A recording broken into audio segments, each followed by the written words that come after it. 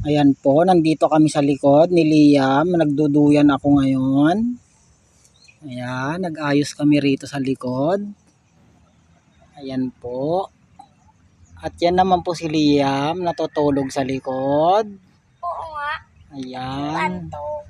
Anong ginawa natin dito sa likod, be? Naglinis po kami rito sa likod. Ayan. Tingnan nyo po. Nakikita nyo po. Tingnan yung cloud. Oh, may lumilipad. Ayan. At ito yung garden ni Liam ngayon. Yung mga Ayan. kalapati. Ito, gumawa ako ng balag. Lang yun. Taniman ng mga sitaw. Ayan po. At yan. Yan. Hindi ko alam kung anong balak ko rito. Balak ko yata lagyan ng pechay. Wala kung balag ba yan. Ayan, nilinis na namin sa likod. Pwede nang taniman ng kalabasa. Pwede na At may mga manok doon. Ayan, wala na yung mga basura. Malinis na. basura. Ayan, trinim ko na yung saging. Wala na. Wala nang dahon. Oo nga. Ayan po, pwede nang maggala-gala sa likod. Oo nga.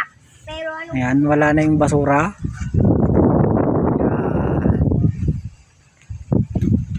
Ayan, tingnan natin yung paligid. Ganda na po rito. Ayan sa likod. Ayan.